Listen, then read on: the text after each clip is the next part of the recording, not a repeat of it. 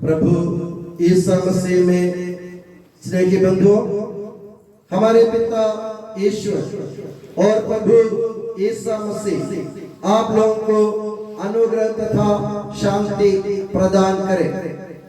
आज हमारे लिए बड़ी खुशी का दिन है, क्योंकि हम भारतवासी दो महत्वपूर्ण पर्व मना रहे हैं।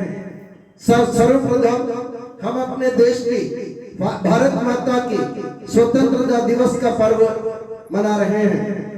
हमें मालूम है कि हमारी माता, जो जिसे हम भारत माता कहते हैं, सैकड़ों साल लंबी गुलामी के बाद 1947 15 अगस्त को दुश्मन के हाथों से मुक्त हुई थी, आजाद हुई थी।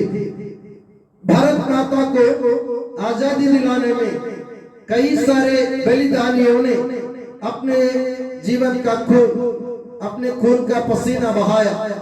उन्होंने अपने जीवन का बलिदान दिया, उन्होंने कष्ट उठाया, उन्होंने अपने जीवन को त्यागा, अपने घर के परिवार को त्यागा, अपने बाल बच्चों को त्यागा, अपनी संपत्ति को त्यागा। ये सब करने के बावजूद, ये सब करने के बाद उन्होंने माता भारत माता को स्वतंत्रता दिलाई। तो मेरे प्यारे बंधु, आज जश्न मनाने का दिन है। तो हम सुबह से मना रहे थे और हमारी खुशी अब पूर्ण हो रही है। तो हम अपनी माता भारत माता के लिए विनती करें प्रभु से, माता मरियम से विशेष। हम जानते हैं कि हमारी माता भारत माता स्वतंत्र होने के बावजूद भी आज भी कई प्रकार के बंधन से जकड़े हुए हैं, कई प्रकार के बंधनों से वो बंधनों में फंसी हुई है। हम जानते हैं हमारे देश में अन्याय अत्याचार बहुत बड़े तेजी से रफ्तार से बड़े तेज रफ्तार से फैल रहा है। हिंसाएं चल रही है और नारी का अपमान किया जाता है। हमारे देश में नेता लोग स्वार्थ की पूजा करते हुए अपने देशवासियों को उल्लू बना रहे हैं। हम अपने देश के लिए प्रार्थना करें, क्योंकि भारत माता की एक प्रतिष्ठा थी दूसरे देशों के सामने। भारत माता विश्व गुरु के रूप में जानी जाती थी एक जमाने में। हमारे कुकर्म के कारण, हमारे अत्याचार के कारण, हमारे विवेकहीन कर्म के कारण हम अपनी माता की इज्जत को कलंक ना लगाए, हमारी इज्जत, माता की इज्जत पर पानी ना फेरे। ये संकल्प हम कर ले। हम अगर अन्याय हमारे सामने दिख जाए, निडर होकर हम उसका विरोध करें। और हमारी हमारे भाई बहन अगर तकलीफ में हो, उनके परेशानी हो, उनके जीवन में उनके कोई सुख नहीं मिल रहा हो, तो थोड़ा सा समय के लिए कम से कम उनके साथ चलना सीखे, उनके हाथ उनके साथ उनके कंधे पकड़कर उनके पैर लड़खड़ाने से उन्हें बचाने की कोशिश करें। और दूसरी तरफ आज हम अपनी माँ, विश्वास में हमारी माँ, कलीसिया की माँ, ईसा मसीह की माँ और ईश्वर की माँ, सारे संसार की माँ कुंवारी मरियम का हम पर्व मना रहे हैं। कुंवारी मरियम का स्वर्गारोपण पर्व हम मना रहे हैं। स्वर्गारोपण पर्व का मतलब आप जानते हैं। हमारी माता कुंवारी मरियम को, ईसा मसीह की माता को प्रभु ने मृत्यु के मुंह से, मृत्यु के पंजे से बचा लिया। हम जानते हैं इस दुनिया में जन्म लेने वाले हर एक इंसान को एक न एक दिन मृत्यु का मुंह देखना पड़ता है या मरना पड़ता है।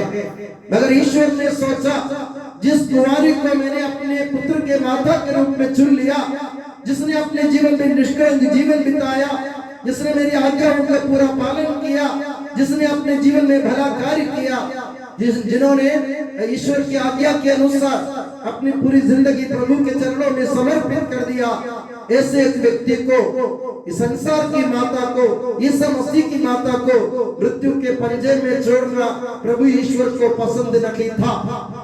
हम जानते हैं मरने के बाद हर एक इंसान या तो जलाया जाता है या दफनाया जाता है, और हम लोग इस दुनिया में गल जाते, हमारे शरीर गल जाता है, मिट्टी में मिल जाता है। मगर प्रभु ने, ईश्वर ने सोचा, जिस कुंवारी मरियम ने ईसा मसीह को जन्म दिया, जिस कुंवारी मरियम ने संसार के मुक्तिदाता को जन्म दिया, जो संसार की माता बन गई, उस माता को मृत्यु के पंजे में, मृत्यु के वश में नहीं छोड़ना, उसके शरीर को गलने नहीं देना। क्योंकि वो ईश्वर की दृष्टि में धार्मिक जीवन बिताती थी। तो मेरे प्यारे बंधु, संदेश क्या है? दो पर्व हमारे सामने, एक हमारी माता भारत माता स्वतंत्रता प्राप्त की थी आज के दिन, और हमारी माँ कुंवारी मरियम को प्रभु ने मृत्यु के पंजों से बचाकर उनको जीवन से स्वतंत्रता प्रदान किया।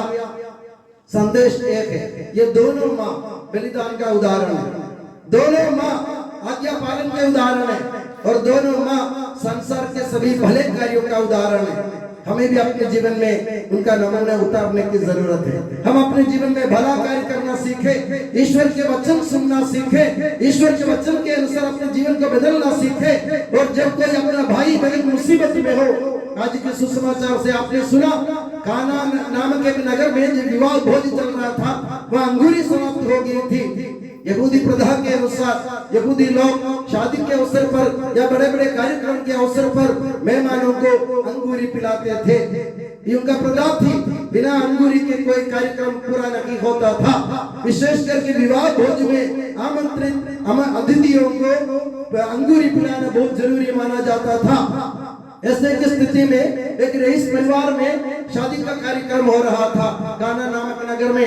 बड़े रईस परिवार के लोग बहुत इज्जत रखते हैं, बहुत उनके प्रतिष्ठा बोलते हैं।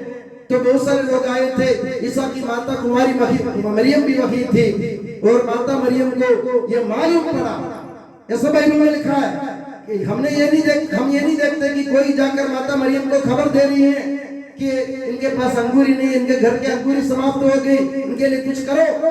ऐसा कोई नहीं बोलता माता मरियम को। माता मरियम स्वयं जान लेती है। मुसीबत की बेला में माता मरियम हाथ बांटने के लिए तैयार है, हाथ बढ़ाने के लिए तैयार है। हमारी मुसीबत कितनी ही क्यों ना हो, हम हमारी माता के ऊपर हम विश्वास करेंगे, कुंवारी मरियम के ऊपर विश्वास करेंगे, बिना बोले, बिना पूछे, बिना मांगे माता मरियम हमारे सामने प्रकट हो जाएगी और हमारी मुसीबत में हमें उबार लेगी। आज के सुसमाचार से आपने सुना किस तरह उन रईस परिवार के लोगों को शर्मिंदा होने से माता मरियम ने स्वयं बचा लिया था। उसी तरह हमारे जीवन की मुसीबत की घड़ी में भी हाथ बांटने के लिए हमारी माँ कुंवारी मरियम हमारे साथ है। हमें क्या करने की जरूरत है? हमें सिर्फ इतना करना है, भारत माता की तरह सब भले कार्यों का भंडार बनाना है अपने जीवन, और माता मरियम की तरह आज्ञा पालन, ईश्वर की आज्ञाओं का पालन करें, उनके वचन सुनो, और सभी बिना बोले, बिना पूछे, बिना मांगे किसी भी व्यक्ति की मदद करने के लिए कभी भी तैयार रहो।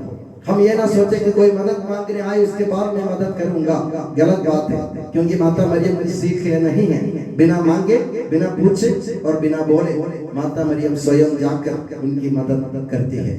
तो इसी तरह हमें अपने जीवन से बाहर निकलने की जरूरत है। कभी कभार क्या होता है, हम एक पिंजरे में बंद हैं, जैसे हमारे कुत्ते पिंजरे में बंद हैं। हम अपने जीवन से संतुष्ट है, मैं सुखी हूँ, मेरे पास सब कुछ है, अब दूसरों के काम में क्यों दखल दूंगा?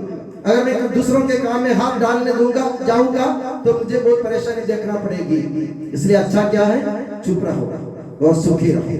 किसी के भला कार्य करने के लिए आगे हाथ मत बढ़ाओ, क्योंकि भले कार्य करने आप जाते हैं आपको जरूर तकलीफ होगी। इसीलिए हम सोच से मैं अपने मकान में, अपने महल में, अपनी कुटिया में मैं सुखी हूँ, मैं किसी दूसरे के काम में दखल नहीं दूंगा, किसी के काम में हाथ नहीं डालूंगा। ये बात गलत है। माता मरियम की तरह बिना बोले बाहर निकलना सीखो।